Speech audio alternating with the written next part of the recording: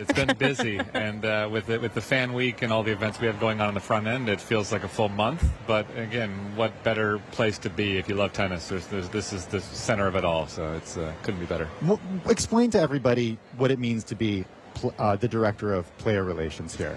Yeah, so I joined this role about 9 years ago, straight off the court. Literally ended my career on court 10 right behind us, and it was in the office, a month later. Originally, the direction was, to improve the kind of relationship with players, understand all their needs, and how can they have a better experience at the U.S. Open. I think that has evolved over the last 9 years to, building new events, things like we're seeing in Fan Week with Stars of the Open, the mixed doubles tournament, but really just everything that the players touch, which is so many things, right? From the transportation and the hotels to prize money and everything that goes on with the biggest events they participate in. So you want to make sure everything goes well so they can perform their best out there on the court and have a good experience. Can you give us the perspective from somebody who was on tour and kind of like what goes into it? I think a lot of people romanticize the idea of being a pro athlete, but then you really think about it, especially in tennis, and you think to yourself, wait a second, this means you're on the road all the time. Yeah. You're never sleeping in your own bed. You're spending a lot of time on airplanes. Yep. And spending a lot of money on all the staff that travels with you. Yes. It's very expensive, and if you're not one of those household names, it's not easy to make ends meet. Yeah, it is. So there's a lot to that equation. I mean, first, the financial side, yes, right? You're traveling the world, and how you need to travel depends very much on kind of what level of sport you're at, right? And I equate a lot of it to baseball, sort of single A, double A, triple A. The single A level, everyone's just trying to survive, right? There's not a lot of money coming in, not a lot of things are being covered. As you get to the double A level or the Challenger Tour, you start to get where there's free hotels, you start to get meals covered, and the checks start to improve a little bit. Once you get to the ATP Tour here, life is good, right? And, you see first round prize money, $110,000. Okay, now we can start to really bank on some real income. Yes, there's huge fluctuation within your checks week to week, but you know that, look, if I'm going to perform a certain level over the course of the year, I'm going to have, a good enough income to kind of cover my needs. Now, if you want to expand to a large team, then that can be substantially more. But, component one is the financials. You really have to manage that because you're an independent contractor. I was with a spreadsheet, trying to figure out how much I was spending each week or each month and trying to survive. But you also don't know your earnings, right? You could make $100,000 one week, or you could be in the red if you had a small check and a team traveling with you. So those swings are real. But the lifestyle is probably as much the real part, which is, I tell people all the time, it's the most unbelievable life. My spring for 10 years was, Monte Carlo, Barcelona, Rome, Madrid, Paris, London. I'm naming the best 6 cities in the world, and we did them, over the course of 2 months in the spring. It's amazing. But you got to be comfortable 250 days a year in a hotel. You're living out of 2 to 3 suitcases. So it's a huge adjustment for a lot of people.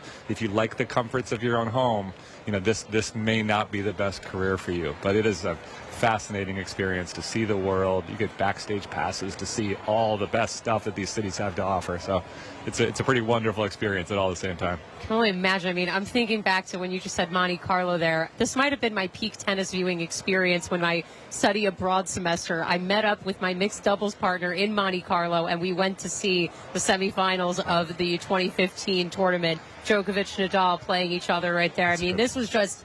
That was just after you retired, right? That was like 1 year after you retired. Yeah, I retired in 16, so right around the same right. Yeah. So you're talking about so much of this, though, from like the doubles perspective. And I think that's what a lot of people don't get to hear about, because you see, of course, how a lot of the top singles players, I mean, these are people who have, tens of millions of dollars in endorsements and money.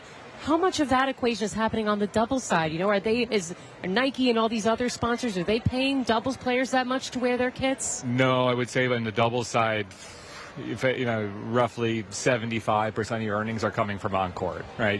That's got to be the total opposite of the single side of the equation. Yeah, I don't have the exact numbers, but sure, right? I think in the vicinity, absolutely. So I think prize money is the main driver for the majority of the tour. Yes, as you get to the very top, the sponsorships and the off-court earnings will trump that, but yeah, absolutely. So coming back to that, because I heard somebody told me that you were the genius behind the mixed doubles tournament this year.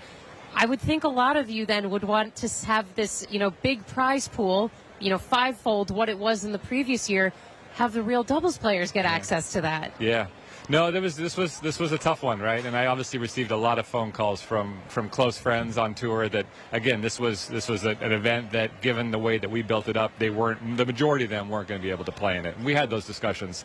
I think the first step we wanted to do was make sure they were financially whole.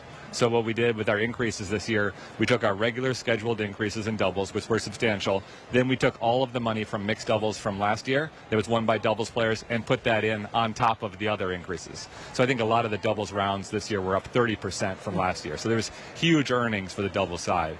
I think the other thing we wanted to do, which was hard for some of the doubles players to hear, but we wanted to shine a light on doubles like never before. And as the mixed doubles was being played with doubles players, there wasn't a lot of people tuning in. ESPN wasn't really airing it. Fans weren't turning up for the matches in droves, right? What we were able to do was to take mixed doubles, something that no one talked about, no one was really watching, put it in Arthur Ashe Stadium with 24,000 people. So I think that step has been incredible. We're super happy with it.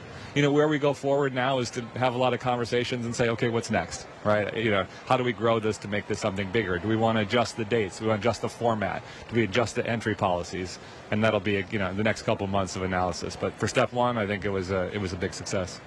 We're speaking right now with Eric Butorac. He's heads up player relations here at the USTA, where he is director. We're at the U.S. Open. It is Tim Stenovec and Molly Smith. She's Bloomberg News economics editor. Eric, I want to talk a little bit about what the youth program looks like right now in the U.S. You grew up playing in the U.S. You played college in the U.S. What do you hear from the folks about the differences now in terms of interest among young American kids and access that they have to tennis? Because that is the whole purpose of the USTA here. Can you quantify for that compared to when you were growing up? I don't work on that side of the business. I'm not going to rattle off the numbers off the edge of my tongue. I know we are in, I think, at least 5 years now of consecutive growth with participation, it's looking good. Which is looking good, which is great. There was sort of a COVID bump that we had because it was one of the first sports you could really come back and play. I think we were maybe concerned that was only a COVID bump, but the growth has sustained, which is really encouraging. I think we're seeing lots of growth in different economic diverse environments, which is great. Youth participation is up, which is good. I think the U.S. Open, we look at this, not only is the revenue from this event going into the USTA, which has the mission to grow the game, but we look at this as a 3-week festival to showcase the sport to our country, motivate more people to go out and play the sport. And so everything we do is from a lens of, we want to earn money so we can put the money into the sport, but let's also excite people about playing.